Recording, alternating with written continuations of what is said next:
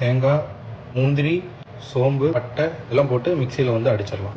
நாட்டுக்கோழியை வந்து உப்பு, மஞ்சத்தூள், மிளகாத்தூள் இதெல்லாம் போட்டு தண்ணி கொஞ்சமாக விட்டு தனியாக வேக வச்சுருக்கு. செக்கில் ஆட்டின சுத்தமான கடலெண்ணெய் தாராளமாக விட்டுக்கலாம்.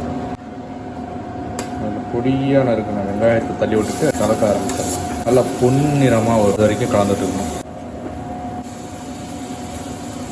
எண்ணெய் தாராளமாக போட்ட மாதிரி உப்பை தாராளமாக போட்டுறாதீங்க. உப்பை அளந்தே போடுங்க. வெங்காயம் நல்லா கண்ணாடி மாதிரி வதங்கிடுச்சு. இப்போது இதில் நம்ம கட் பண்ணி வச்சோம் இல்லையா தக்காளி, அதை ஆட் பண்ணிக்கலாம். இஞ்சி பூண்டு விழுது, இதாக விழுது பாருங்க, காமெடி. இதுலேயே வந்து கறி மசாலா போட்டுக்கலாம். இது மாதிரி சிக்கன் மசாலா ஒரு ஸ்பூன் போட்டுக்கலாம். தக்காளி ஆட் பண்ணிக்கலாம்.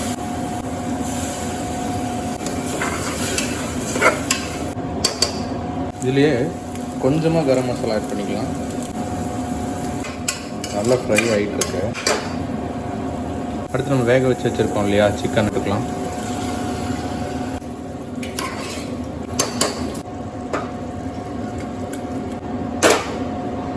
நல்லா வெந்துட்டே இருக்குது.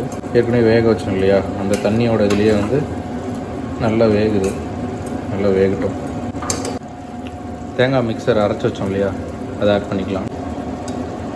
இது தக்காளி அங்கங்கே ஒட்டிகிட்டு இருந்ததாமா, அதை ஏன் வேஸ்ட் பண்ணுறேன்னு தண்ணி கலந்து வச்சுருக்குறாங்க. அதனால் இதையும் எதுவும் வேஸ்ட் பண்ணாமல் வேண்டாம். ஓகே, இதையும் போட்டு நல்லா கலந்துட்டுக்கலாம். அடுத்து கொஞ்சம் தண்ணி ஆட் பண்ணிக்கலாம்.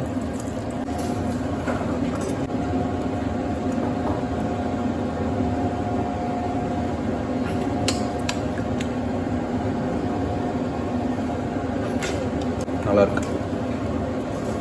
மறுபடியும் கொஞ்சம் கரம் மசாலா போட்டுக்கலாம். காரத்துக்கு தகுந்த மாதிரி சில்லி பவுடர் போட்டுக்கலாம்.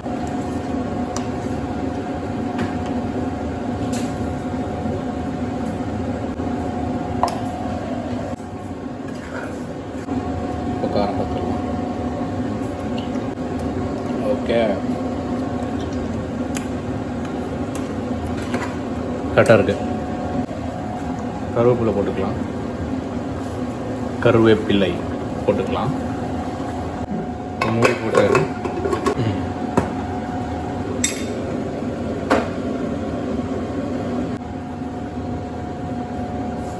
4 விசில். ஆவி வர ஆரம்பிச்சிருச்சு. விசில் போட்டுக்கலாம். 4 whistles later.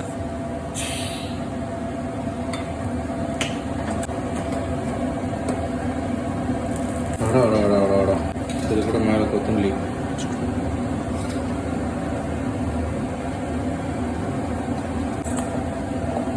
பக்கத்துலேயே சப்பாத்தி ஆகிட்டு இருக்குது. சப்பாத்திக்கும் இந்த சிக்கன் கிரேவிக்கும் அடி தூள் அப்படி இருக்கும்.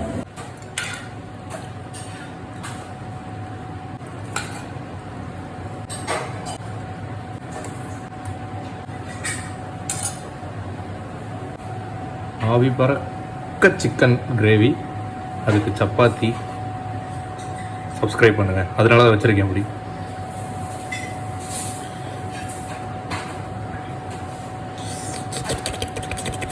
அப்படியே நான் கூறுது பார்க்க, நான் கூறுது.